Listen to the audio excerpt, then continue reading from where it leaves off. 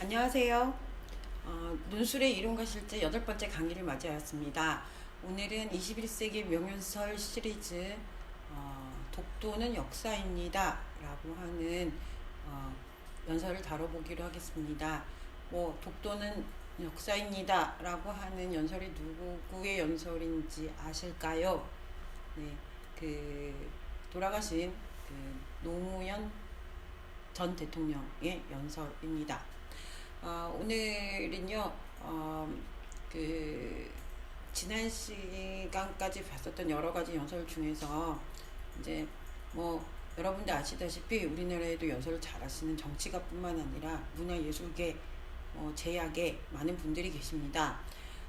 그런 연설 중에서 사실은 이제 양이나 내용이나 이런 부분들에 대해서 좀 상당히 고심이 많았고요.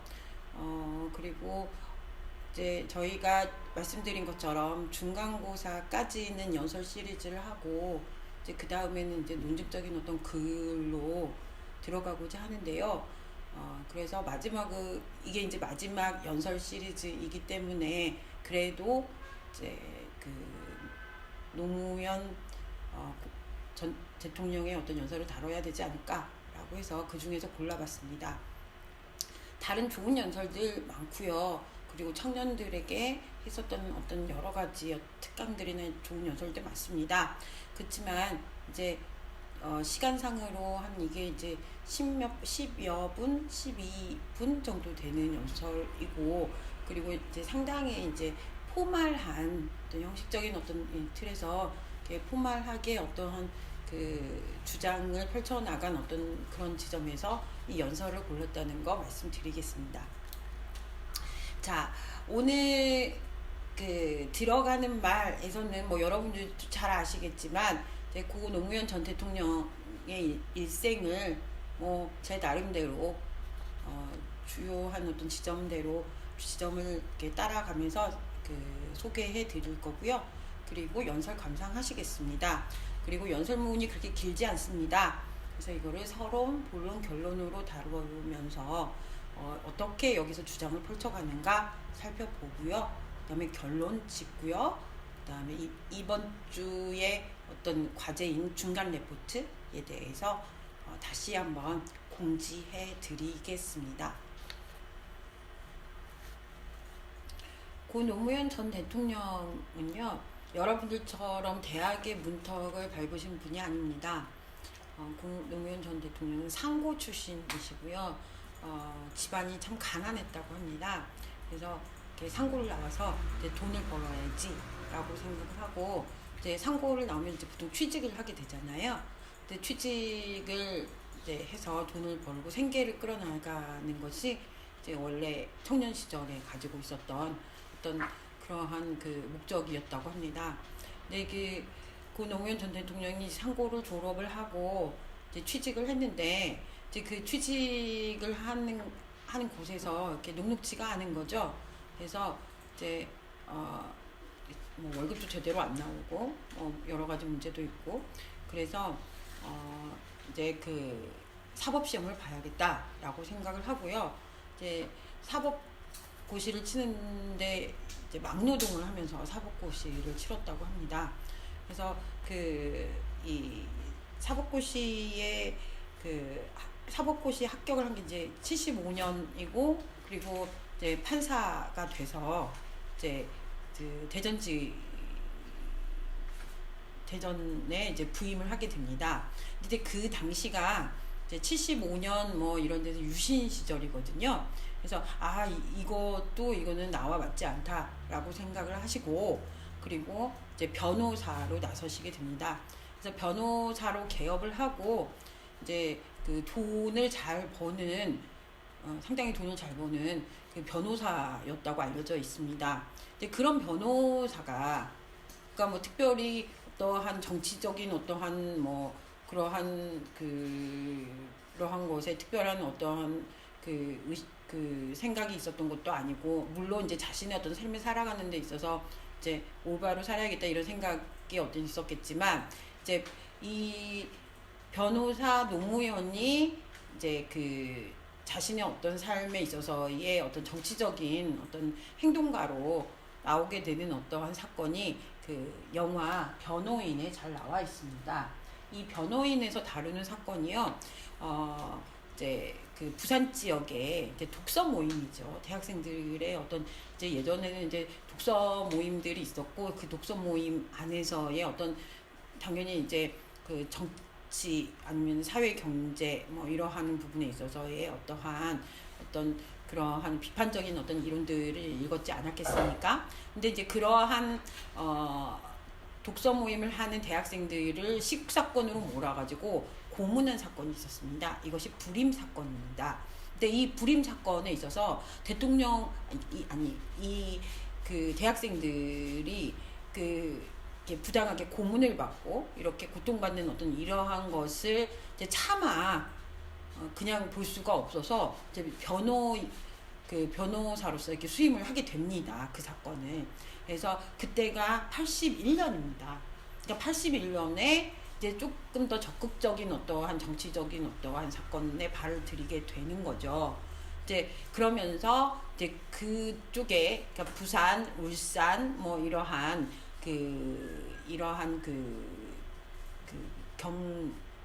영남 지방의 그러한 대표적인 인권 변호사로서 이제 여러 어떤 사건에 이렇게 담당을 하게 되고요. 그때 함께 고 노무현 전 대통령, 그 당시에 이게 변호사 노무현과 손을 잡고 그러한 사건들과 어떤 그쪽의 어떤 그 민주화 세력을 만들어내는데 애썼던 사람이 바로 그 지금의 문재인 대통령입니다. 그래서 이들이 이제 여러 가지의 어떠한 사건에서 이제 87년 민중항쟁까지의 어떤 이러한 그 사건들로 쭉 이어지는 어떤 그런 주축을 담당하게 되고요.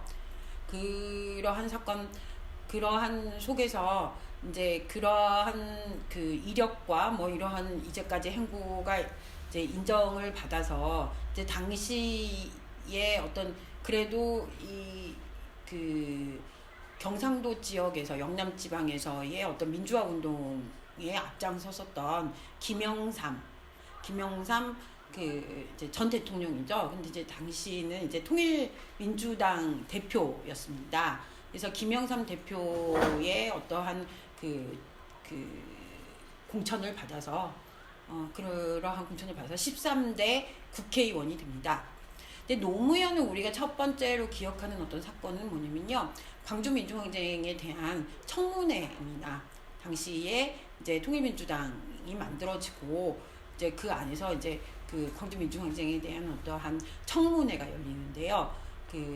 이 국회의원 노무현이 거기에 그 범죄자들이죠. 그 광주민주항쟁의 그러한 범죄자들이었던 이러한 사람들이 자꾸 모로쇠로 일관하는 것에 대해서 아주 그 명철하고 논리적인 어떠한 그 변호사답게 그 사람들에게 추궁을 하고 그것에 대해서 그러한 발언을 이끌어낸 그 대표적인 청문회 스타입니다. 그래서 청문회 스타로서 그 노무현이 이름을 날리게 되지요.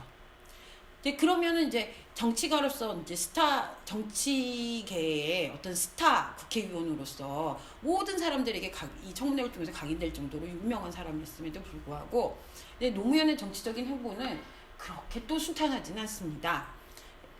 아까 말씀드렸던 이제 노무현 국회의원 노무현이 이제 국회의원으로 나섰던 그 당이 이제 그리고 그 대표였던 김영삼이 어떤 선택을 하게 되냐면 과거 군부 독재의 대표적인 노태우와 그리고 유신체제의 또 대표적인 김종필과 합당을 합니다. 그게 이제 3당 합당이고요. 그리고 거기에서 이제 3당 합당을 통해서 이제 뭐 여러 가지 해석이 있지만 김영삼이 이제 대통령이 되고자 하는 어떤 야욕 속에서 이제 그러한 이제 3당 합당을 통해서 이제 대통령이 되려고 그 3당 합당을 이루게 됩니다. 근데 그 3당 합당을 하는 그 회의 자리에서 이 노무현이 지금 이의 제기를 하는 모습입니다. 노무현이 그러니까 국회의원 노무현이, 그것도 초선 의원 국회의원 노무현이 뭐라고 하냐면 이의 있습니다. 반대 토론을 해야 합니다. 라고 주장을 하고요. 이 회의장에서 끌려나가게 됩니다. 이게 그 김영삼과 정치적으로 결별하는 사건이 되고요. 그리고 이제 아무도 지켜주지 않은 그런 민주당 세력이죠. 왜냐면 이제 이미 다 이렇게 김영삼 정부와 함께 다 넘어가 버렸으니까 거기에서 이제 부산이나 이쪽을 지키고 계속 거기에서 활동을 했습니다. 이제 그랬던 이제 노무현이 이제 그 종로에서, 이것도 되게 아이러니한데, 이명박 그 전 대통령이 서울시장으로 나서게 되면서 이제 종로가 비게 됩니다. 그래서 거기에서 보궐선거를 치르는데 그 보궐선거에서 이제 노무현이 당선이 됩니다. 그래서 그러면 이제 보통 사람들이 선택하는 선택지는 뭐냐면, 종로도 만만치 않은 곳이 거기에서 어렵게 당선이 됐잖아요. 몇 년간을 이렇게 야인 정치인으로서 있게 되었으니까. 그래서 이제 그 다음 그 국회의원을 노릴 거 아닙니까?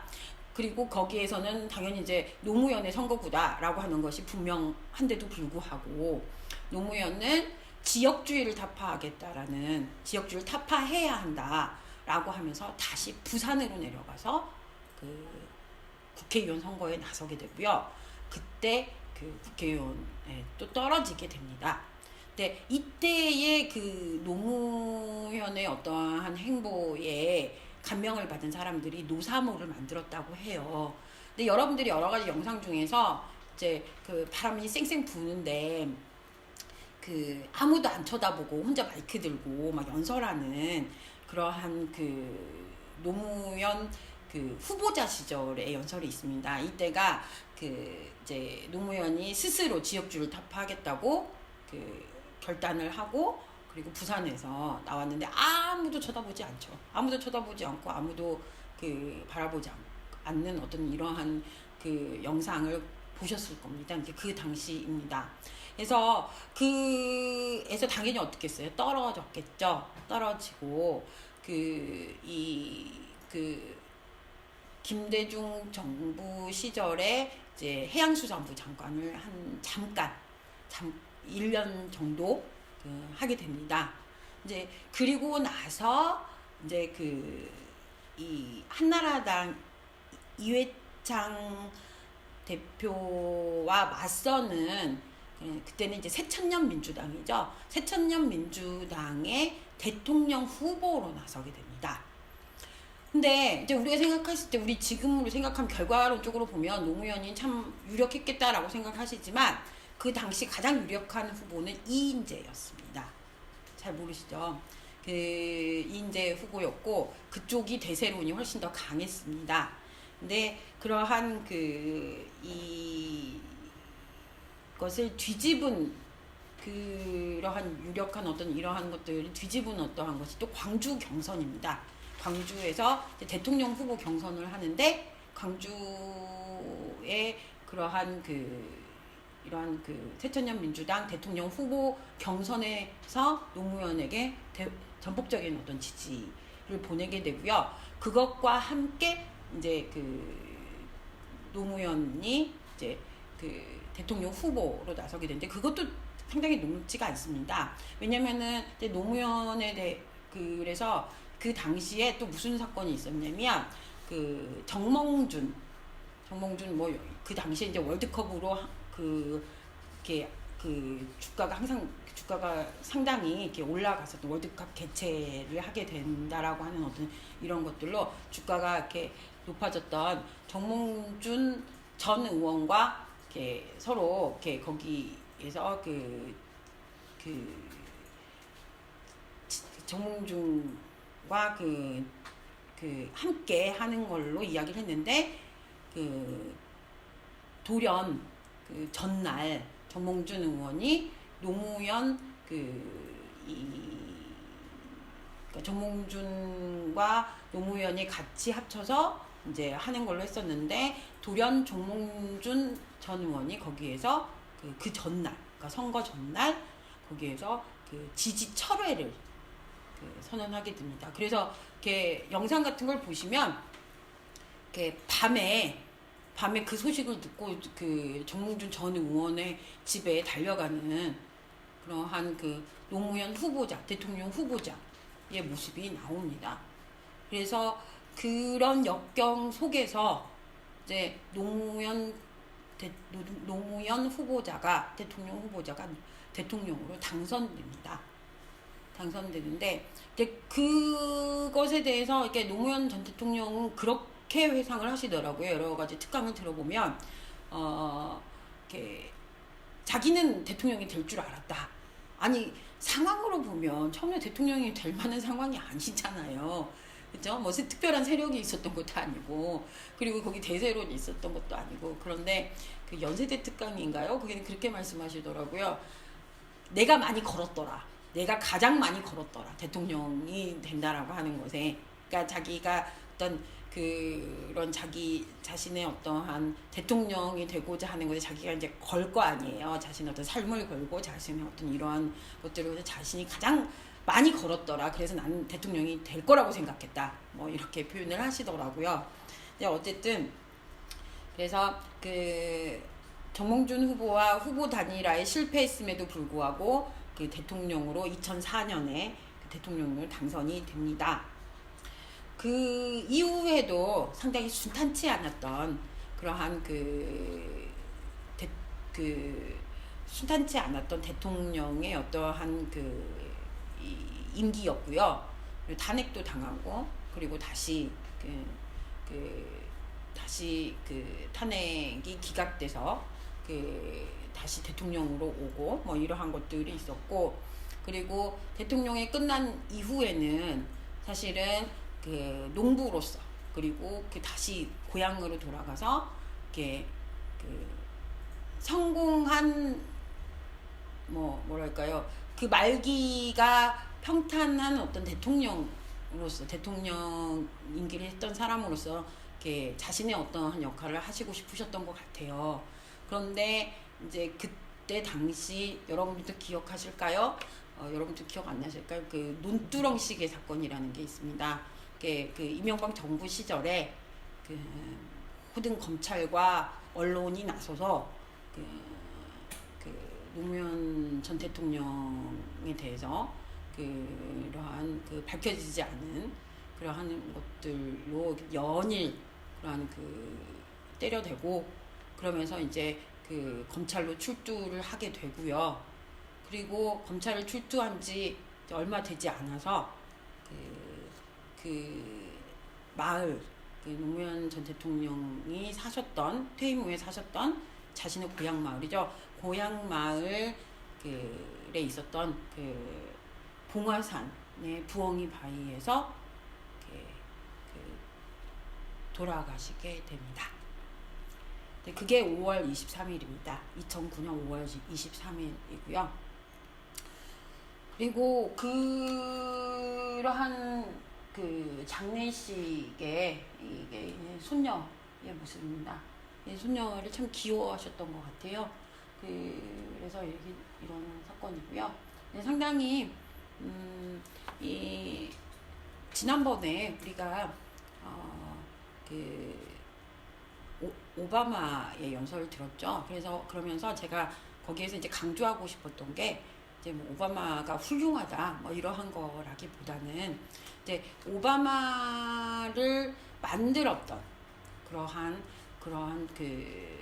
정치적인 어떠한 선거 운동, 그리고 오바마의 어떤 지지자들이 기존의 미국에서의 어떠한 정치적인 어떠한 세력을 갖고 그것들을 이끌어냈던 그런 방식이 아니었다라고 하는 부분을 강조하기 위한 거였고요. 이거는 오바마가 다 잘했다 뭐 이런 얘기를 하고자 하는 것은 아니었습니다. 그것과 연속성상으로 노무현 전 대통령에 있어서도 이러한 사람들이 이 노무현을 지지하면서 자발적으로 그러한 그 지지를 표출하고 그 노무현의 어떠한 정치적인 어떠한 그러한 것들을 그 이끌어냈던 이러한 것은 어느 정치적인 어떠한 그 세력이나 이러한 것들이 아니라 그 노무현을 사랑하는 사람들이라고 하는, 그러니까 이 노무현의 올바름에 감동되었고 그 정치적인 행보를 지지하는 어떠한 시민들의 어떠한 힘이었다라고 보실 수가 있습니다.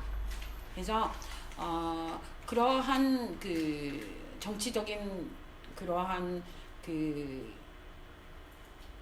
이력답게 그것들에 그 지지하고 그것들을 성원하고 그것들을 이끌어냈던 건 노무현 정치가 스스로라기보다는 그거를 이끌어내던 어떤 깨어있는 어떤 시민들이 아니었을까라는 생각에서, 그래서 이제 지난번에는 오바마를 봤었던 거고요.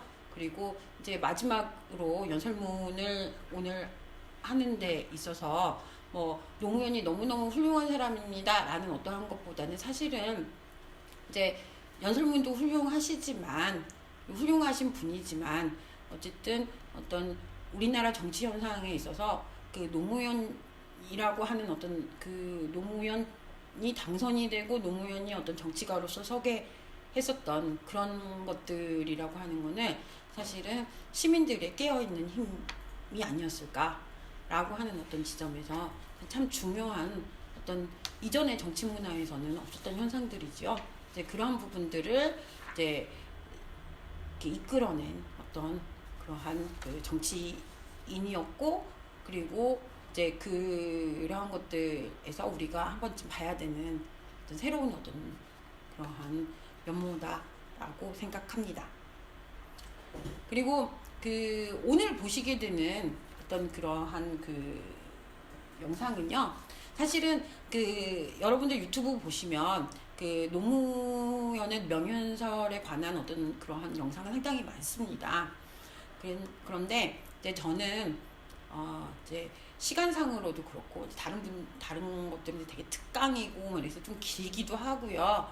그리고 이제 그 정치적인 연설을 잘 하세요. 근데 그런 것보다는 어떤 정치적인 어떤 연설도 없고 어떤 개인적인 어떠한 이러한 감상도 없고 이제 상당히 이제 좀 이렇게 그 외교적인 어떠한 선언, 그리고 그 외교적인 어떠한 입장을 밝히는, 표명하는 어떤 그러한 연설을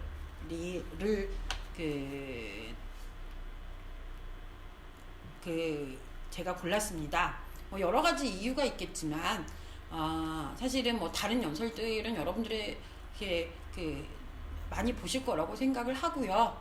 그리고 이제 상당히 좀 건조하면서도 그러니까 노무현 전 대통령은 유명하기로는 상당히 열정적이고 어떤 이런 말씀들을 되게 솔직하면서도 상당히 열정적으로 어떤 자신의 어떤 방식으로 표현하시기로 유명하시거든요.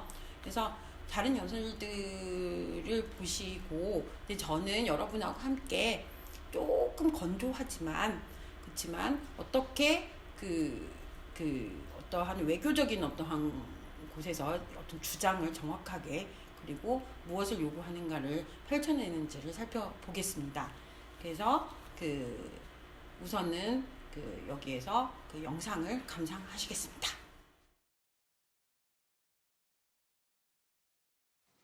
존경하는 국민 여러분, 독도는 우리 땅입니다. 그냥 우리 땅이 아니라 40년 통한의 역사가 뚜렷하게 새겨져 있는 역사의 땅입니다. 독도는 일본의 한반도 침탈 과정에서 가장 먼저 병탄되었던 우리 땅입니다. 일본이 러일 전쟁 중에 전쟁 수행을 목적으로 편입하고 점령했던 땅입니다. 러일 전쟁은 제국주의 일본이 한국에 대한 지배권을 확보하기 위해 일으킨 한반도 침략 전쟁입니다. 일본은 러일 전쟁을 빌미로 우리 땅에 군대를 상륙시켜 한반도를 점령했습니다. 군대를 동원하여 왕궁을 포위하고 황실과 정부를 협박하여 한일 의정서를 강제로 체결하고 토지와 한국민을 마음대로 징발하고 군사시설을 마음대로 설치했습니다. 우리 국토 일부에서 일방적으로 군정을 실시하고 나중에는 재정권과 외교권마저 박탈하여 우리의 주권을 유린했습니다. 일본은 이런 와중에 독도를 자국 영토로 편입하고 망루와 전선을 가설하여 전쟁에 이용했던 것입니다. 그리고 한반도에 대한 군사적 점령 상태를 계속하면서 국권을 박탈하고 식민지 지배권을 확보했습니다. 지금 일본이 독도에 대한 권리를 주장하는 것은 제국주의 침략 전쟁에 의한 점령지의 권리, 나아가서는 과거 식민지 영토권을 주장하는 것입니다. 이것은 한국의 완전한 해방과 독립을 부정하는 행위입니다. 또한 과거 일본이 저지른 침략 전쟁과 학살, 40년간에 걸친 수탈과 고문, 투옥, 강제징용, 심지어 위안부까지 동원했던 그 범죄의 역사에 대한 정당성을 주장하는 행위입니다. 우리는 결코 이것을 용납할 수가 없습니다. 우리 국민에게 독도는 완전한 주권 회복의 상징입니다. 야스쿠니 신사 참배, 역사 교과서 문제와 더불어 과거 역사에 대한 일본의 인식, 그리고 미래의 한일 관계와 동아시아의 평화에 대한 일본의 의지를 가늠하는 시금석입니다. 일본이 잘못된 역사를 미화하고 그에 근거한 권리를 주장하는 한 한일 간의 우호관계는 결코 바로 설 수가 없습니다. 일본이 이들 문제에 집착하는 한 우리는 한일 간의 미래와 동아시아의 평화에 대한 일본의 어떤 수사도 믿을 수가 없을 것입니다. 어떤 경제적인 이해관계도 그리고 문화적인 교류도 이 벽을 녹이지는 못할 것입니다. 한일 간에는 아직 배타적 경제 수역의 경계가 획정되지 못하고 있습니다. 이는 일본이 독도를 자기 영토라고 주장하고 그 위에서 독도 기점까지 고집하고 있기 때문입니다. 동해 해저 지명 문제는 배타적 경제 수역 문제와 연관되어 있습니다. 배타적 수역의 경계가 합의되지 않고 있는 가운데 일본이 우리 해역의 해저 지명을 부당하게 선점하고 있으니 이를 바로잡으려고 하는 것은 우리의 당연한 권리입니다. 따라서 일본이 동해 해저 지명 문제에 대한 부당한 주장을 포기하지 않는 한, 그리고 배타적 경제 수역에 관한 문제도 더 미룰 수 없는 문제가 되었고, 결국 독도 문제도 더 이상 조용한 대응으로 관리할 수 없는 문제가 되었습니다. 독도를 분쟁 지역화하려는 일본의 의도를 우려하는 견해가 없지는 않으나 우리에게 독도는 단순히 조그만 섬에 대한 영유권의 문제가 아니라 일본과의 관계에서 잘못된 역사의 청산과 완전한 주권 확립을 상징하는 문제입니다. 공개적으로 당당하게 대처해 나가야 할 일입니다. 존경하는 국민 여러분, 이제 정부는 독도 문제에 대한 대응 방침을 전면 재검토하겠습니다. 독도 문제를 일본의 역사 교과서 왜곡, 야스쿠니 신사 참배 문제와 더불어 한일 양국의 과거사 청산과 역사 인식, 자주 독립의 역사와 주권 수호의 차원에서 정면으로 다루어 나가겠습니다. 물리적인 도발에 대해서는 강력하고 단호하게 대응해 나갈 것입니다. 세계 여론과 일본 국민에게 일본 정부의 부당한 처사를 끊임없이 고발해 나갈 것입니다. 일본 정부가 잘못을 바로잡을 때까지 전 국가적 역량과 외교적 자원을 모두 동원하여 지속적으로 노력해 나갈 것입니다. 그 밖에도 필요한 모든 일을 다 할 것입니다. 어떤 비용과 희생이 따르더라도 결코 포기하거나 타협할 수 없는 문제이기 때문입니다. 저는 우리의 역사를 모독하고 한 국민의 자존을 저해하는 일본 정부의 일련의 행위가 일본 국민의 보편적인 인식에 기초하고 있는 것은 아닐 것이라는 기대를 가지고 있습니다. 한일 간의 우호관계, 나아가서는 동아시아의 평화를 위태롭게 하는 행위가 결코 옳은 일도 그리고 일본에게 이로운 일도 아니라는 사실을 일본 국민들도 잘 알고 있을 것이기 때문입니다. 우리가 감정적 대응을 자제하고 냉정하게 대응해야 하는 이유도 여기에 있습니다. 일본 국민과 지도자들에게 간곡히 당부합니다. 우리는 더 이상 새로운 사과를 요구하지 않습니다. 이미 누차 행한 사과에 부합하는 행동을 요구할 뿐입니다. 잘못된 역사를 미화하거나 정당화하는 행위로 한국의 주권과 국민적 자존심을 모욕하는 행위를 중지해 달라는 것입니다.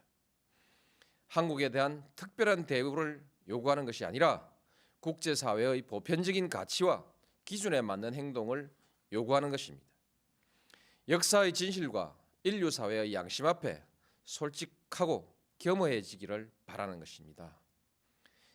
일본이 이웃나라에 대해서 나아가서는 국제사회에 이 기준으로 행동할 때 비로소 일본은 그 경제의 크기에 알맞는 성숙한 나라, 나아가서는 국제사회에서 주도적인 역할을 할 수 있는 국가로 서게 될 것입니다. 국민 여러분, 우리는 식민 지배의 아픈 역사에도 불구하고 일본과 설린 우호의 역사를 새로 쓰기 위해서 부단히 노력해 왔습니다. 양국은 민주주의와 시장경제라는 공통의 지향 속에 호혜와 평등, 평화와 번영이라는 목표를 향해 전진해 왔고 또 큰 관계 발전을 이루었습니다. 이제 양국은 공통의 지향과 목표를 항구적으로 지속하기 위해서 더욱더 노력해야 합니다. 양국 관계를 뛰어넘어 동북아시아의 평화와 번영, 나아가서 세계의 평화와 번영에 함께 이바지해야 합니다. 그러기 위해서는 과거사의 올바른 인식과 청산, 주권의 상호 존중이라는 신뢰가 중요합니다. 일본은 제국주의 침략사의 어두운 과거로부터 과감히 털쳐 일어나야 합니다. 21세기 동북아의 평화와 번영, 나아가 세계 평화를 향한 일본의 결단을 기대합니다. 감사합니다. 자, 그러면은 서론에 들어가 보겠습니다. 우선은 이제 서론은 이제 여기 영상의 제목도 그렇듯이 독도는 우리 땅입니다라고 제목을 잡았습니다. 여기에서 서론, 본론, 결론 늘상 연설문에서 여러분에게 말씀드렸다시피 이건 제가 임의적으로 나눈 겁니다. 연설문이 여러분들도 이번에 이제 중간 레포트를 쓰시겠지만 어떤 연설문인 경우에 우리가 배웠던 어떤 논증집 글쓰기에 딱 모든 것이 딱 그곳에 맞춰져 있다. 뭐 이런 것은 아닙니다. 그렇지만 어떤 기본적인 어떤 요소들은 다 갖춘다고 했을 때 서론에서 가장 기본적인 거는 어쨌든 논제입니다.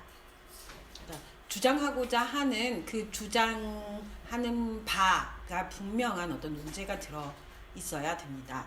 근데 그렇다면 고 노무현 전 대통령의 이 연설은 도대체 논제가 뭘까요? 이제 제가 봤을 때 서론에 이제 첫 번째 나오는 문장이 그거라고 생각합니다. 두 가지이죠. 독도는 우리 땅입니다. 라고 하는 것을 밝히고 있습니다. 그러면 우리가 보통은 어떤 이러한 논증적인 것에서 좀 서론은 들어갔으면 좋겠다라고 이야기하는 것이 뭐냐면 배경 설명, 뭐 그것에 대해서 뭐 어떻게 이러한 문제들이 나타나게 됐는가라고 하는 어떤 배경 설명이 있습니다. 그렇지만 그러한 지금 여기에서는 그런 여러 가지의 논란들에 대해서 어쨌든 답변을 하기 위해서 당시의 대통령이었던 노무현 전 대통령이 나와서 이제 특별 담화를 발표하는 어떤 상황입니다. 입니다. 거기에서 이제 첫 번째부터 논제를 제시하고 시작하는 겁니다.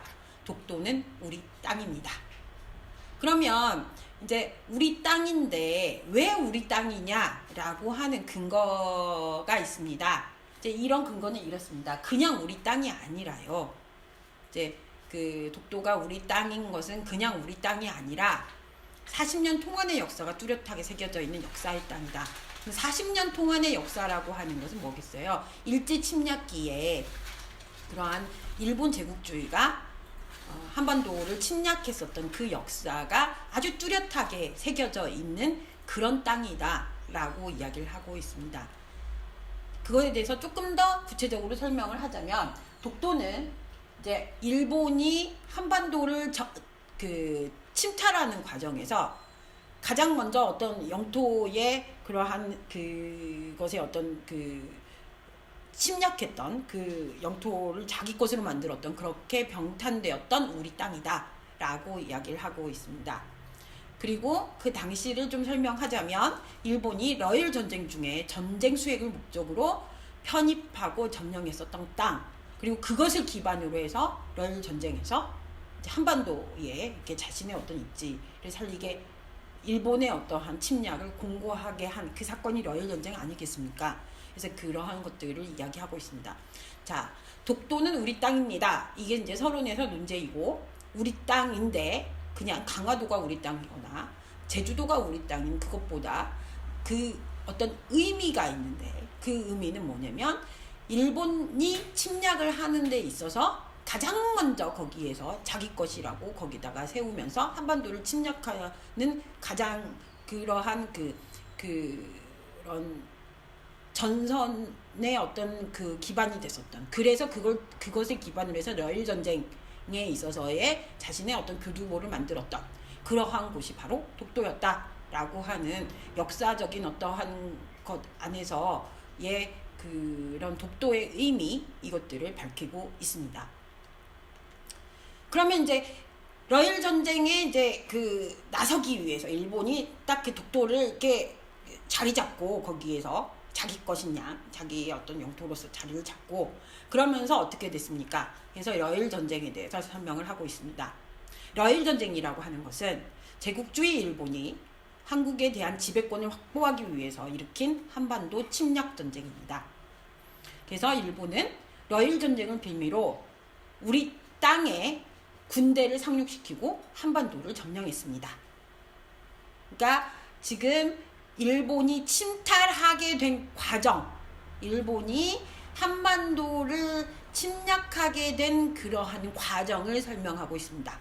군대를 동원하고 왕궁을 포위하고 황실과 정부를 협박해서 한일 의정서를 강제로 체결하고 토지와 한국민을 맘대로 징발하고 이제 그런 속에서 징발했고 군사시설을 마음대로 설치했습니다.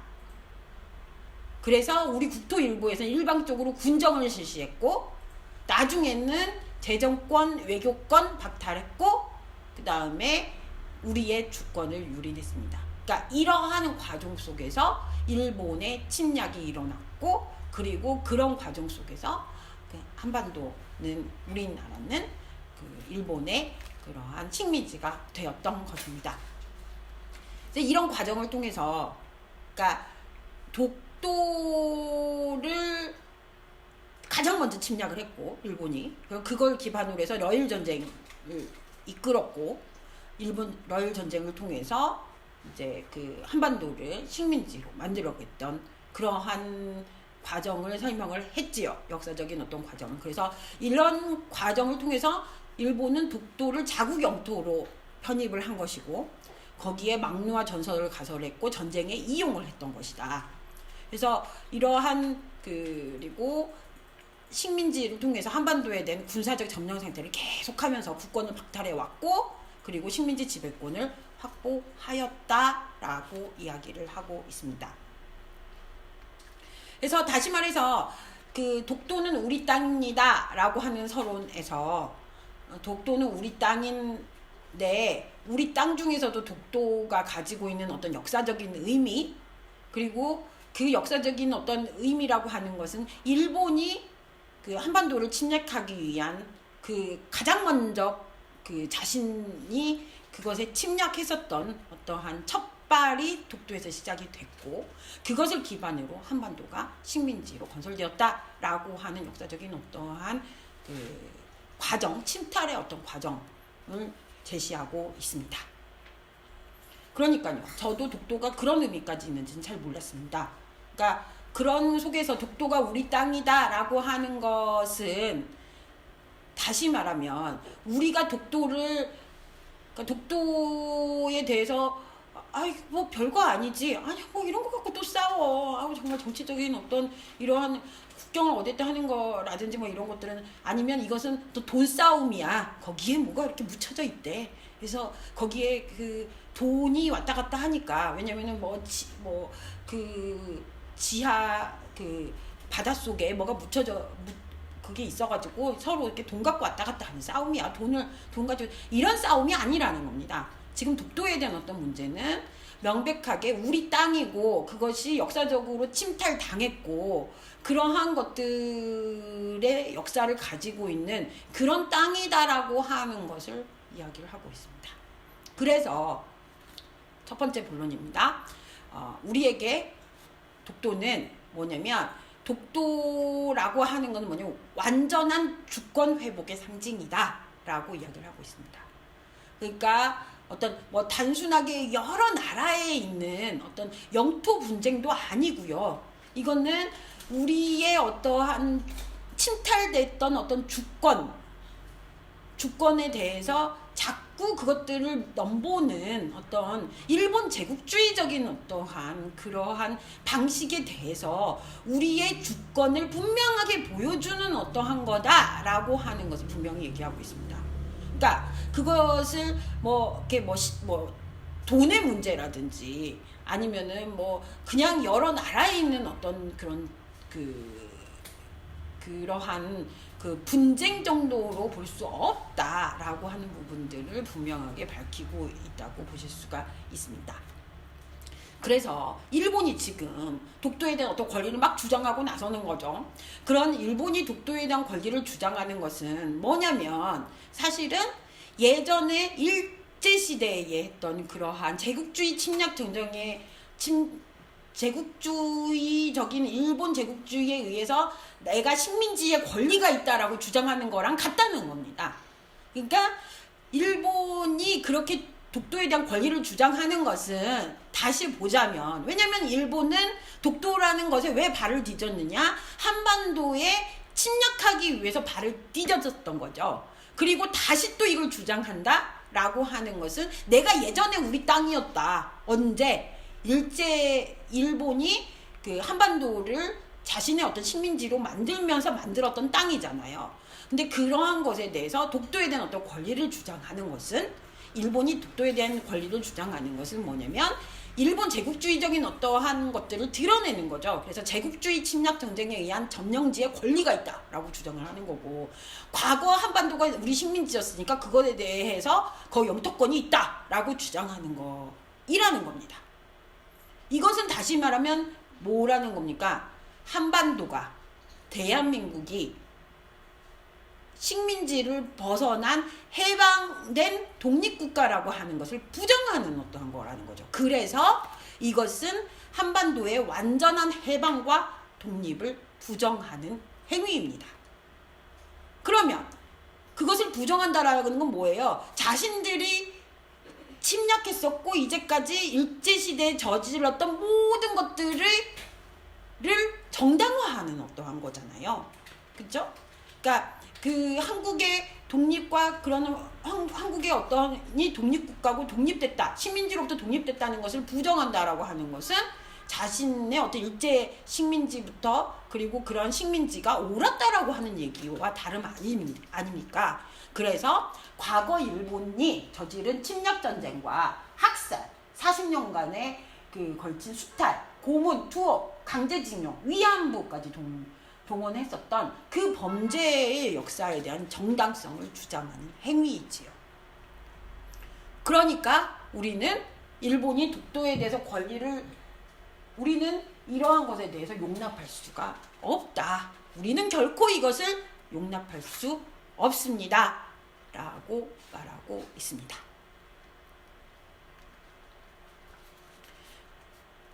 왜? 이게 이제 주제문이 되겠는데요. 전체 그 본론 1의 주제문이 되겠는데요. 우리 국민에게 독도는, 우리가 독도라고 하는 거는 독도는 일제가 시작하면서, 그러면서 바로 거기에다가 침탈했었던 제일 첫 번째 우리의 영토였고, 그리고 그걸 통해서 여일전쟁을 수탈을 했었던 거고, 그걸 통해서 식민지를 건설을 했었던 거 아닙니까? 그런데 다시 또 독도에 대해서 일본이 자신의 어떤 권리라고 주장을 하는 것은 옛날 식민지였던, 일제시대의 식민지였던 그것의 영토권을 주장하는 것이 아니겠습니까? 그래서 그것은 아까 말했던 것처럼 그것은 우리의 우리가 독립된 어떠한 국가, 어떤 일본 제국주의로부터 해방된 어떤 국가라는 걸 완전히 부정하고, 자신들이 제국주의적인 것으로서 잘못된 역사를 저질렀다라고, 잘못된 어떤 과오를 저질렀다는 것을 부정하는 거 아니겠습니까? 자신의 정당성을 주장하는 거 아니겠습니까? 그래서 우리 국민에게 독도의 문제는, 독도가 우리 것이고 우리의 그러한 땅임을 주장하는 것은 완전한 주권 회복, 그러니까 독도가 우리 땅임을 밝히고 우리 땅이라고 하는 걸 분명하게 하는 것은 완전한 주권 회복의 상징이라고 이야기를 하고 있습니다. 이 독도 문제의 제대로 된 해결을 통해서 이제까지의 그러한 우리는 일본이 잘못해왔던 야스쿠니 신사참배, 역사 교과서 문제, 그리고 과거 역사에 대한 일본의 인식, 잘못된 인식, 그리고 그러한 것들을 풀어나가는, 그리고 미래의 한일 관계가 어떻게 될 건가가 지금 여기에서 결정이 될 수 있다는 거죠. 그리고 동아시아의 어떤 평화가 어떻게 이루어질 것이냐라고 하는 것이 바로 어디에서 시작하느냐? 이 독도 문제에서 시작한다. 독도 문제를 제대로 했을 때만이 우리는 이제까지 과거에서 제대로 다루지 못했던 어떤 역사 문제를 분명하게 하는 것이고, 그 과거 역사에 대한 어떤 일본의 제대로 된 어떠한 자세, 제대로 된 어떠한 사과, 이해, 이것들을 시작하는 것이고, 그리고 미래의 주권국가로서, 대한민국이 주권국가로서 일본에 있어서 예전의 식민지 국가가 아니라, 식민지 체제가 아니라 그러한 한일 관계를 제대로 맺는 것이고, 그리고 이것은 일본이 얼마나 만행을 많이 저질렀습니까? 예전에 2차 세계대전 중에. 그래서 동아시아에 있었던 어떠한, 그리고 일본이 했었던 그런 제국주의적인 어떠한 이런 것들을 버리지 못했다는 것을 독도에서 드러난다는 거예요. 독도 문제에서. 그래서 앞으로의 동아시아의 평화에 대한 어떤 일본의 어떠한 방식에서도 어떻게 나갈 것인가를 이렇게 결정할 수 있는 어떠한 그러한 지점이다라고 이야기를 하고 있습니다. 그 다음 문단에서는 조금 더 이 부분에 대해서 설명을 하고 있습니다. 어떻게 독도 문제가 앞으로의 어떠한 한일 관계, 그리고 동아시아의 어떠한 평화에 있어서 아주 중요한 문제냐라고 하는 부분을 조금 더 설명을 하고 있습니다. 일본은 잘못된 역사를 미화해 왔고, 그리고 그러한 잘못된 역사를 미화한 상태 안에서 권리를 주장을 하고 있다는 겁니다. 그것의 대표적인 것이 독도에 대한 일본의 권리입니다. 근데 그러한 권리를 계속 주장한다면, 그러면 이거는 대한민국로서의 어떤 주권을 인정하지 않는 거라는 겁니다. 그 상태에서는 한일 간의 유호 관계는 없죠. 우리가 사대주의적인 어떠한 것에 우리가 일본의 속국이 아니고서는 어떻게 그렇게 주장을 하는 데 있어서 한일 관계가 제대로 이루어질 수 있겠습니까? 그쵸? 저는 그런 말도 많이 들었습니다. 그리고 그런 책 많이 읽은 건 아니지만, 예를 들면 그런 거 읽었습니다. 예를 들면 아무도 안 읽는 건데, 이제 독일에 있을 때 뭘 읽었냐면 그 독일 사람이 그 일제시대에 한국을 여행하는 여행기를 읽었습니다. 근데 거기에서 그 독일 사람이 그 한국 사람들에게, 그러니까 그 당시에 그 일제시대에 있었던 그런 사람들에게 그러니까 막 그 일제시대에 들어오던 시기였던 것 같아요. 그러니까 그 30년대 정도에 그러니까 1920년, 1930년 이 정도에 이제 한국을 이제 일주를 하면서 여행기예요, 여행기. 거기에서 그런 구절이 나옵니다. 유생들이 모여 있어요. 옛날 노인분들 이렇게 모여 있어가지고 모이면 일본 욕을 하더라는 겁니다. 왜냐면 이 일본 제국주의가 우리나라 그 한반도를 침탈했고 뭐 이렇게 얘기를 하는데 이 독일 사람은 이제 아무 생각이 없는 거죠. 그러면서 아니 일본이 그 철도도 놔주고 이렇게 근대화를 시켰는데 왜 너네들은 일본에 대해서 긍정적인 면도 봐야지 왜 그러한 것들을 이 비판만 하느냐 뭐 이렇게 하는 구절이 나옵니다.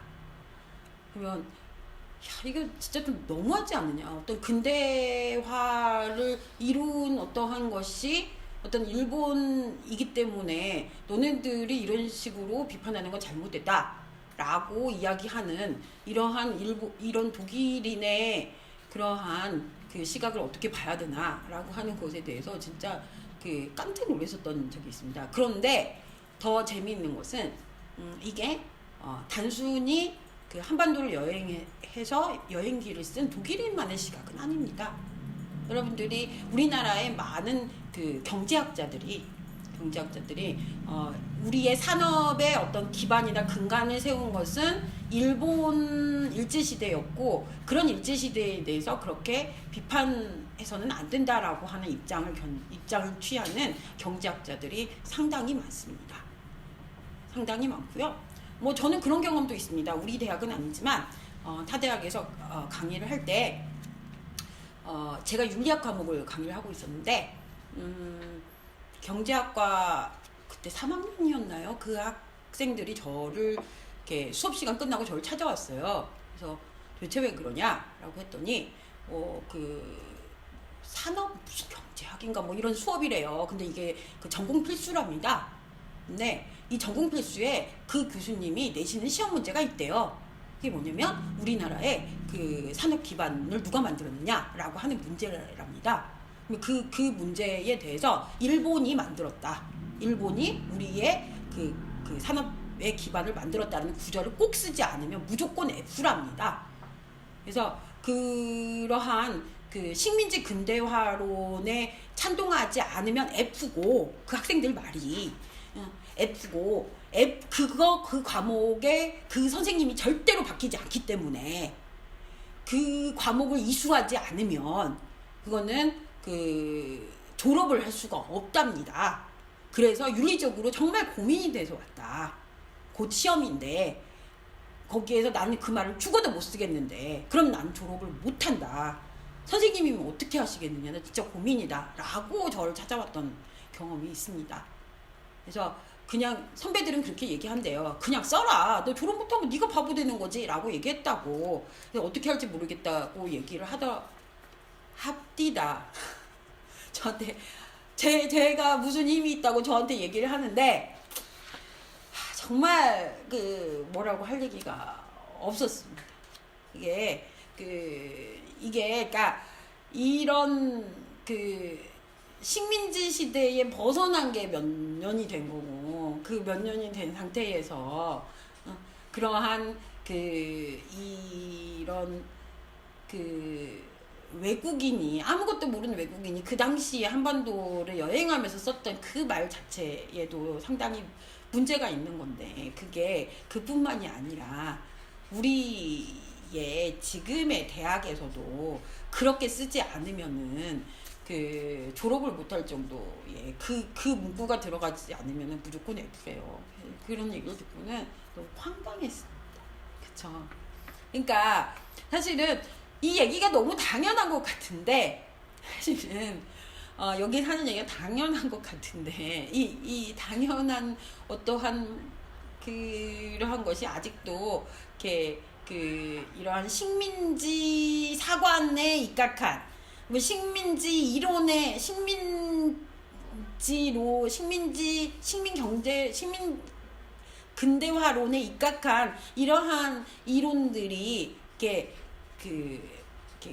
교과서처럼 그것들이 일반화되는 어떤 이러한 것들이 우리 사회에도 이렇게 여전히 있다라고 어떤 그러한 여러 가지의 지식의 어떤 계층이나 역사적인 어떠한 그런 담론에서 그것들을 벗어나지 못하는 어떤 그런 식민지론의 어떤 한계 속에 있다라고 하는 거고요. 이제 그러한 문제들이 우리가 벗어나야 되는 그 역사를 바로 세우고 그런 친일사학자나 친일경제학자나 친일사회학자들로부터 우리가 어떤 새로운 어떤 그러한 근거들 그리고 그것에서 얘기하는 어떤 이런 것으로부터 조금 제대로 벗어나야 되지 않을까. 그러니까 우리가 일제를 제대로 정상화하지 못하면서 일제시대 때 떵떵거렸던 사람들의 그 제자들이 여전히 학계를 다 점령하고 그것을 일반적인 어떠한 표준으로서 교과서화시키고 그것을 교육하고 그렇지 않으면은 그것들을 강압적으로 주입하는 그러니까 그거 뭐 졸업도 안 시킨다니까 뭐 이러한 것들을 봤을 때 이러한 것에서 아직도 벗어나지 못하고 있고 그것을 벗어나야 되는 것이 우리의 과제이기도 하다라고 보실 수가 있습니다. 그러니까 넘 일이 아닌 옛날 일이 아닌 거죠. 이런 얘기들이. 네, 그렇습니다. 그래서 이러한 일본이 잘못된 역사를 미화하고 그것에 대한 어떤 권리를 주장하는 한 우리는 한일 관계는 우호 관계를 바로 설 수가 없겠죠. 그렇죠? 그리고 일본이 이런 문제를 가지고서 자꾸 문제시하는 건 뭐냐면 제국주의적인 어떠한 것들에 대해서 정당화를 하는 거죠. 그런 문제에 집착하고 있는 한 여전히 제국주의적인 어떤 성향들을 자꾸 보여준단 말이죠. 그러한 것들은 앞으로의 한일 관계가 어떻게 될 것이냐. 왜 그렇겠어요? 가장 어떠한 넘보고 있는 어떤 이러한 것이 또 한반도 아니겠습니까? 그래서 한일 관계의 어떤 미래와 동아시아의 평화에 대해서 일본이 어떤 말을 하든지 그런 것은 다 거짓말이죠. 그럼 뭐냐? 나의 어떤 정치적인 어떤 야욕들을 다시 제국주의적으로 그것들을 침탈하고 발을 딛고 자신의 어떤 영토권을 주장하고 싶어하는 그러한 것들을 주장하는 그러한 야욕이 보여지는 어떤 이런 것이라기 때문에 그거는 거짓말이라고 보실 수가 있습니다. 그래서 이러한 것 안에서 일본하고 잘 지내야지. 왜 일본하고 싸워? 일본이 경제적으로 우리에게 얼마나 좋은 나라인데. 일본 것이 얼마나 좋은데. 일본의 만화도 얼마나 좋고 일본의 영화배우도 좋고 일본의 어떤 상품도 좋고 일본하고 우리는 서로 이렇게 해서 일본 때문에 우리가 돈을 얼마나 많이 벌었고 뭐 등등등 뭐 이러한 것들은 이런 것들로 일본하고 잘 지내야지 왜 이렇게 일본하고 싸우는 거야 싸워서 우리에게 득될 게 없어 라고 하는 말로 우리가 이러한 이런 문제의 어떤 핵심을 간과해서는 안 된다라고 말하고 있습니다. 그러니까요, 여러분들은 이런 거 들으시면 지금 와서 이런 거 들으시면요, 당연히 그래야지. 일본이 얼마나 대단한 나라라고 이렇게 생각하실 거예요. 그런데 예전에는요, 이렇게 좀 산다는 사람들은 밥솥도 코끼리 밥솥 일본 일제만 썼습니다. 보온병도 일제만 썼고요. 일제가 제대로 됐고 한국 거는 다 잘못된 어떤 이런 상품이고 뭐 이런 인식이 있었습니다. 그뿐만이 아니라 일본 사람들은 이렇게 제대로 하는데 한국 사람들은 모래알처럼 잘나긴 했어도 흩어져서 제대로 뭘 할 줄 못하는 사람이다 라고 하는 여러분도 그러셨습니까? 저희는 교장 선생님 훈화 말씀을 듣고 자란 세대예요. 근데 교장 선생님이 이렇게 월요일 조회면 세워놓고 일본은 얼마나 훌륭한 나라 우리나라는 얼마나 이렇게 모자란 모자란 습성을 가지고 있는 국민인가에 대해서 비판을 하셨거든요. 그러니까 그런 걸 그 듣고 자란 저희 세대 같은 경우에는 그러니까 일본하고 잘 지내야지. 왜냐면 일본은 큰 나라고 돈도 많고 그리고 이렇게 뭐든지 제대로 한 나라니까. 우리가 뭐 잘났다고 그것에 대해서 이렇게 하면서 이렇게 심기불편하게 하고 이렇게 하는 거는 우리한테 뭐가 좋겠어? 라고 이렇게 하는 사람들의 일반적인 어떤 그 저희 세대만 해도 그런 것들이 강했다는 겁니다. 근데 여러분들은 그렇게 생각하지 않으시죠? 그쵸? 이제 그러한 것들이 그만큼 우리 자신이 우리나라에 생각하는 어떤 뭐라고 할까요? 그 우리나라의 어떤 국격이 사실은 그것에 대해서 자긍심을 갖게 됐고, 그리고 뭐 일본이 우리하고 제대로 관계를 맺어야지, 우리를 존중하면서 이러한 것에 어떤 우리 안에 자긍심이 생겨났다는 겁니다. 근데 이때까지만 해도 고 노무현 전 대통령이 이것을 발표할 때까지만 해도 엄청나게 욕을 많이 먹었습니다. 욕을 많이 먹었어요. 그러니까 그러한 것들을 뚫고서 우리가 여기에 독도 문제의 핵심이라고 하는 것은 그러한 우리의 주권 회복하고 연관이 된다. 얘네들이 지금 우리가 독립된 어떠한 주권 국가라고 하는 것들을 지금 독도 문제로서 지금 자꾸 그 식민지의 어떤 그러한 방식으로 지금 이걸 침탈하려고 하는 거다라고 하는 핵심을 짚고 있는 거라고 보실 수가 있죠. 그리고 기본적으로 문제가 되는 것이 뭐냐면 그 경제수역, 배타적 경제수역의 문제입니다. 한일 간에는 아직 배타적 경제수역의 경계가 확정되지 못하고 있습니다. 그래서 이제 이런 분쟁이 나타나는 거죠. 일본이 독도를 자기 영토라고 주장을 하고 있고, 그리고 그 위에 독도 기점까지를 고집하고 있기 때문입니다. 라는 겁니다. 이게 얼마나 웃기냐면요. 이제 그 당시를 생각해보면, 지금도 그렇지만, 그 문제가 이제 해결이 안 되지만, 지금 우리는 동해라고 표현이 되어 있고, 예전에는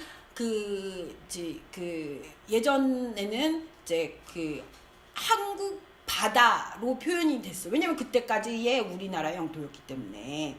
그게 이제 일제시대가 되면서 그것이 일본해로 표기가 됐고요. 그러한 것들을 바꾸지 않은, 그러니까 그때 자료화되고 그것들로, 그러니까 근대화에 그때 이제 서양이 알려지고 그것들이 자료화되면서 그것이 자꾸 일본해로 자꾸 표기가 돼서, 그래서 많은 지리학자분들과 뜻있는 어떤 그러한 분들이 여러 가지 지도 안에 지금 일본해로 표기되어 있다고 이러한 것들을 문제시 삼고 그것들을 한국해나 동해로 명칭을 바꾸도록 요구하고 있는 것을 보실 수가 있습니다. 근데 이러한 문제들이 뭐냐면, 모든 어떠한 그러한 이 지도상에 표기된 어떠한 것이 이렇게 대부분 일본어로 표기가 되어 있는 상황이었고, 그렇기 때문에 사람들은 아무 생각 없이 이제 외국인들이 이걸 보고 이게 일본 바다 아니야? 라고 이렇게 알아버리는 거죠.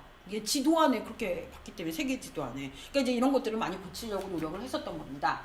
그리고 이제 실질적으로는 이제 이게 우리 땅인데 그것들이 이 부분에 대해서 이제 다른 어떠한 세계의 사람들은 별로 관심이 없는 거죠. 그 안에서 이제 이 한일 간에는 여전히 이제 이 독도 안에서의 그 경제 수역의 경계 자체가 이제 확정되지 못하는 그러한 방식에서 일본이 자꾸 독도를 자기 영토라고 주장을 하는 것을 보실 수가 있습니다. 그리고 이제 이 동해라고 하는 이 지명이 이제 다른 지도 안에서는 자꾸 일본해라고 표기가 되어 있다는 거죠. 그래서 이것도 이제 뭐하고 연관이 되냐면 배타적 경제 수역 문제와 연관이 되어져 있다는 겁니다. 그래서 배타적 수역의 경계가 합의되지 않고, 그리고 그것을 일본이 선점을 하고 있어요. 왜냐면은 아까 말씀드렸죠. 근대화 과정에서 일본이 그것들을 유수한 유럽의 제국주의 국가들과 같이 그것들을 일반화시켰고, 그 일반화시킨 것이 그냥 아무런 비판 없이 그것들이 그대로 내려온 거죠. 그래서 이런 해저지명을 선점을 하고 있어요. 그래서 이것을 바로잡으려고 하는 것도 우리의 당연한 권리입니다. 이것을 이제 우리 정부가 조용한 대응으로 일관되게 했었다는 어떤 이유는 뭐냐면, 실질적으로 우리가 독도의 독도가 우리 땅이라는 건 우리가 알잖아요. 거기에 이제 독도수비대가 가서 독도수비대가 있고 실질적으로 우리 땅이라고 하는 것이 분명한데, 그런데 이제 이것에 대해서 우리가 실질적으로 이것을 우리 땅이니까 그거에 대해서 이제 일본이 자꾸 그걸 도발을 해도 그거에 대해서 우리가 직접적으로 그걸 대응하지 않는 어떠한 정책을 이렇게 그러한 방식을 취해왔던 거죠. 이제 그것이 이제 조용한 대응이라고 할 수가 있습니다. 독도 문제에 대해서 이제 기존에는 조용한 대응으로 일관했으나 이제는 더 이상 그것들을 간과할 수 없는 어떤 상황에 왔고, 이러한 독도 문제들을 이제는 제대로 봐야 된다라고 하는 어떤 이러한 그런 지점에서 독도를 분쟁 지역화한다라고 하는 어떤 일본의 의도, 그리고 그거를 국제사법재판소로 넘겨서 그래서 자신들이 외교력으로 해서 독도를 자신의 어떤 이러한 것들로 하려고 하는 이런 의도에 대해서 우려하는 견해가 있다라는 말입니다. 그래서 독도를 분쟁 지역화하려는 일본의 의도를 우려하는 견해가 없지는 않으나, 이거는 조그만 섬, 그래서 당시에는 그 섬을 폭파해버리자라는 사람들도 있었대요. 그거 폭파해버리면 이게 바위섬이래 폭파해버리면 되거든요. 그래가지고 이렇게 싸우지 말자 뭐 이런 의견도 있었다는 겁니다. 그래서 이거는 독도는 단순하게 조그만 섬에 대한 영유권 문제로 봐서는 안 된다. 이거는 뭐냐면 일본이 독도를 언제 지금 침략했습니까? 러일 전쟁 할 때 지금 한반도 침략하면서 지금 들어온 거잖아요. 그래서 이러한 잘못된 역사의 청산과 연관이 되는 거고요.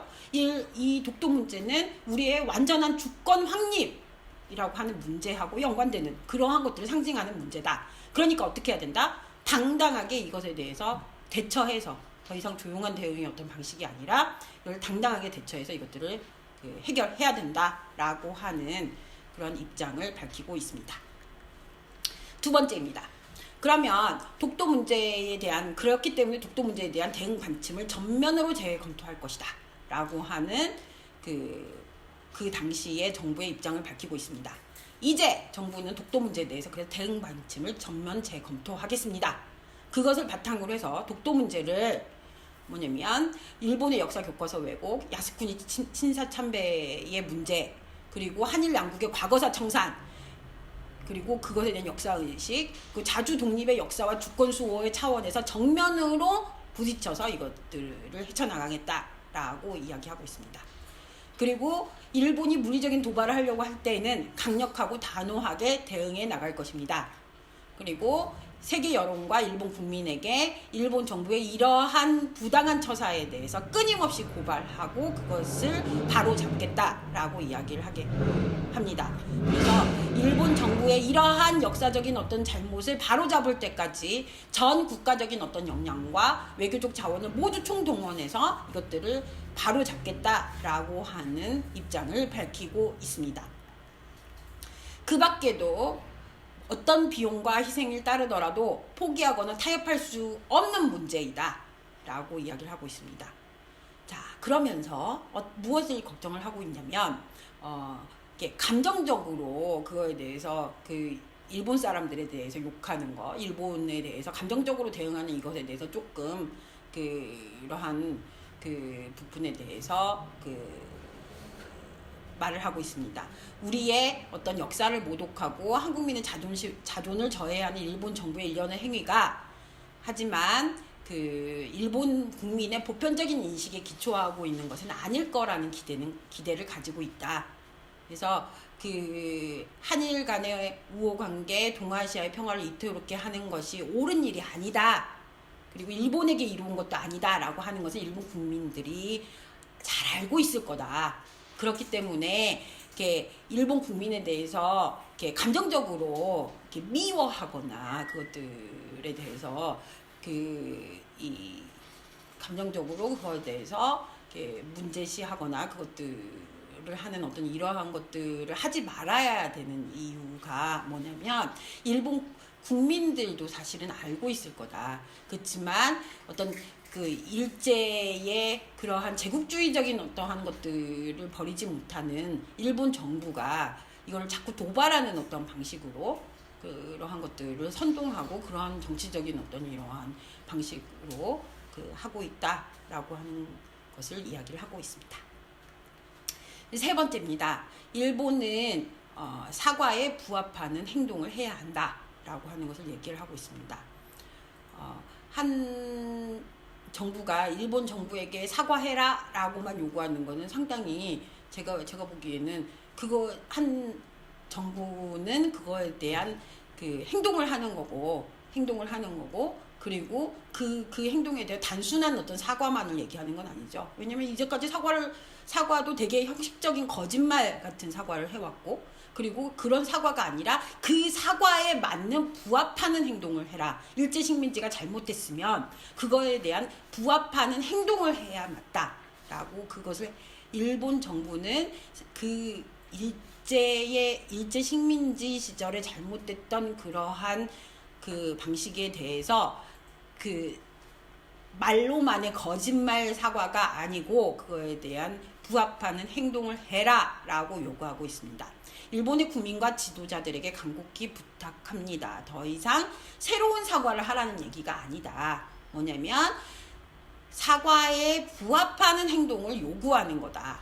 그래서 이러한 잘못된 역사를 미화하거나 정당화하는 방식으로 한국의 주권과 그 국민의 어떠한 자존심을 모욕하는 어떤 행위를 중지해라 라고 요구하고 있습니다. 이것은 한국에 대한 어떤 특별한 대우를 요구하는 것이 아니라 국제사회의 보편적인 어떠한 가치에 입각해 한 행동을 요구하는 것이다. 그래서 역사의 진실과 인류사회의 양심 앞에서 솔직해지고 겸허하는 어떤 태도를 지녀라 라고 요구하는 것입니다. 일본이 이웃나라에 대해서 제대로 이러한 그 국제사회의 어떤 보편적인 어떤 기준에 맞춰서 행동을 할 때 일본이라는 나라도 성숙한 나라, 그래서 제대로 떳떳한 나라가 될 것이다. 그래서 국제사회의 주도적인 역할을 할 수 있는 국가로 서게 될 것이다 라고 하는 말을 하고 있습니다. 결론입니다. 그래서 어쨌든 동북아의 평화와 번영, 그리고 세계 평화로 나아가는 일본이기를, 그런 일본의 결단을 하기를, 일본이기를 일본으로서 일본의 어떤 위상을 세우기를 기대한다라는 말로 마무리를 짓고 있습니다. 우리는 식민 지배의 아픈 역사에도 불구하고 이제까지 일본과 잘 지내려고 그러한 우호의 역사를 쓰기 위해서 노력을 해왔죠. 그래서 어쨌든 대한민국은 일본과 민주주의와 시장 경제라고 하는 어떤 지향성을 가지고서 호혜, 평등, 평화, 번영이라는 목표를 향해서 전진해왔고 관계가 진전되어 왔습니다. 그런데 이제 이러한 것들을 지속하기 위해서 우리는 더 노력을 해야 된다. 그러니까 지금 대립되어져 있는, 독도 문제로 대립되어져 있는 어떤 양상이지만 일본을 물리쳐서 싸우자 뭐 이런 얘기를 하고 있는 것은 아니고요. 이제 서로의 어떠한 제대로 된 어떤 관계, 제대로 된 어떤 우호 관계, 이러한 것들을 위해서 나아가야 된다라고 이야기를 하고 있습니다. 그래서 이러한 기존의 일본이 자꾸 넘보는 이러한 방식의 형님처럼 구는 이러한 방식에서 넘어서서 서로의 어떠한 우호적인 어떠한 관계로서 동북아시아의 평화와 번영, 세계의 평화와 번영에 함께 이바지하도록 해야 된다. 그러기 위해서는 필요한 게 뭐냐면 독도 문제로 대표되는 과거사에 대한 올바른 인식, 그리고 올바른 청산, 그리고 주권의 상호 존중이 필요하다는 거죠. 이제 그러한 신뢰를 바탕으로 이러한 우호 관계로 나아갈 수 있겠다라는 말입니다. 그래서 일본 자신도 기존의 제국주의의 어떤 꿈에 부풀어서 그것을 버리지 못하는 그런 어두운 과거로부터 떨쳐 일어나야 된다. 그래서 마지막은 21세기 동북아의 평화 번영, 나아가서는 세계 평화를 향한 일본의 결단을 기대한다 라고 하는 말로 마무리를 짓고 있습니다. 여러분들 보시면은 그러실 거예요. 뭐 지금은 우리나라 국격이 많이 상승이 됐고, 그리고 일본이 어떻게 그럴 수가 있어 라고 이렇게 말씀을 하시겠지만, 저 같은 세대는 사실은 일본에 주눅 들어 있었던 세대이기 때문에 이렇게 얘기하면 우리 큰일 나는 거 아니야? 라고 하는 게 상당히 그 당시로서는 물론 올바른 말이긴 하지만 상당히 어떤 그런 고 노무현 전 대통령 안에서도 상당히 어떤 결단과 그리고 상당한 사람들의 많은 사람들에 대한 어떤 설득이 필요했었던 어떤 그러한 시기에 그러한 이러한 연설문이라고 보실 수가 있습니다. 지금 생각하면은 정말 옛날 얘기 같네요. 그쵸? 그만큼 또, 우리가 그래도 잘 왔구나. 이제까지 잘 왔구나. 뭐 이러한 것들을 또 다시 생각하게 되는 어떤 그러한 거기도 합니다. 네. 결론은요, 이제 당시에 노무현 대통령이 대한민국 정부는 독도 문제를 자주 독립의 역사와 주권 수호의 차원에서 적극적으로 대응할 것이다 라고 하는 걸 밝히고 있는 거고요. 일본 정부에게 국제사회 보편적 가치에 부합하는 그러한 행동, 그리고 그거 행동에 있어서의 어떤 결단을 요구한다 라고 하는 주장이 들어있는 그러한 연설문입니다. 네, 중간 레포트에 대해서 다시 설명해 드리겠습니다. 왜냐하면 저에게 이렇게 물어보셨습니다. 세 장이면 6쪽이라고 제대로 밝혀주셔야 헷갈리지 않겠습니까? 라고 말씀하셨어요. 감사합니다. 제가 아무 생각 없이 쓰다 보니까 그걸 세 장이라고 썼습니다. 제가 원하는 건 세 쪽입니다. 세 쪽이, 그러니까 이 세 쪽에서 5쪽의 양이고요. 그리고 그 안에 이제 여러분들이 목차 빼고, 그래서 여러분들이 제가 생각했을 때는 제목 쓰시고 이름 쓰시고 목차 간단하게 넣어주시고요. 그리고 그 목차 빼고 세 쪽입니다. 세 쪽이고요. 포인트 알아서 하시고요. 그리고 난 아무리 써봤자 2쪽밖에 안 나오더라. 그게 문제되는 건 아닙니다. 제가 그냥 이렇게 양으로 하다 보니까 한 3쪽 정도가 좋겠다라고 하는 거고요. 3쪽, 그리고 그렇지만 5쪽은 이렇게 너무 넘어가면 연설문으로서는 너무 길다. 뭐 이러한 내용이거든요. 그러니까 여러분들이 쓰시는 것에 입각해서 이렇게 정리하시면 되겠습니다. 그리고 주제는 청년 세대를 위해서, 미래 세대를 위해서는 첫 번째 청년 세대를 위해서는, 두 번째 미래 세대를 위해서는, 이 중에 하나 고르시면 되고요. 지난번에도 설명드렸던 것처럼 이것을 제목으로 해달라는 건 아니고, 예를 들면 청년 세대 워라밸에 대해서 라든지 주장하시는 바가 있는 거, 아니면은 청년 일자리 문제에 대해서 라든지, 아니면 등등등, 아니면 미래 세대의 환경 문제에 대해서 라든지, 아니면은 환경 문제에 있어서의 어떤 삶의 어쨌든 여러분들이 주장하고 싶어 하시는 것들을 분명히 하셔서 그냥 제목으로 다시면 됩니다. 이거는 큰 어떤 영역을 제가 정해놓은 것에 불과하다라는 말씀드립니다.